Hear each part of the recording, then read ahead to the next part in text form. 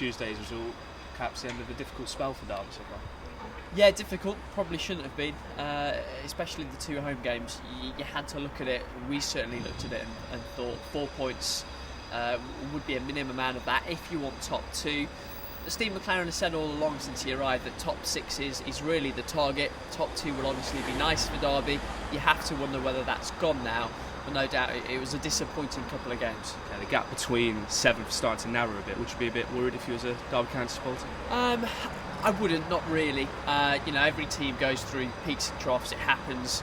I've had a lot of conversation with people who are already nervous, saying, "Oh, we've got no form going into the playoffs." Well, the playoffs are 11 games away. So, yeah, Wigan are coming on well. They've got games in hand, but there are other teams between Derby and them. So, you've got a buffer of other teams first. They'll be the first ones to drop out, not Derby.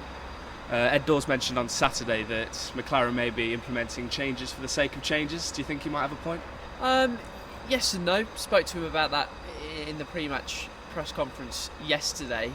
Because if you look back at Derby's success before Christmas, they often stuck with the same side, the same front three with Chris Martin, Simon Dawkins and Jamie Ward, and that's what they went back to on Tuesday.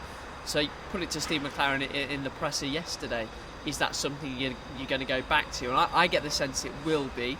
But I wouldn't say it's changed for the sake of change. I think they're trying to find what works. They're getting good impact from a lot of substitutes, but they've not got anyone yet who's doing it from the start. So it's just trying to find the right solution. Yeah, looking ahead to Reading against another team struggling for form at the minute. Do you think they've got a chance of nicking something at the Medeski?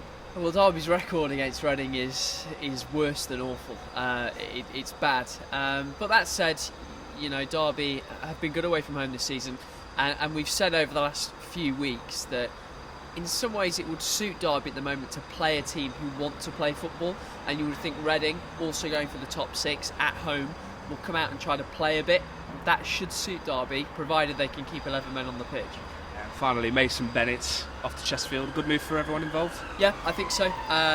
No doubt that he'll be involved at Derby in the future, but he needs to run a games. He's only started once this season. That was against Watford.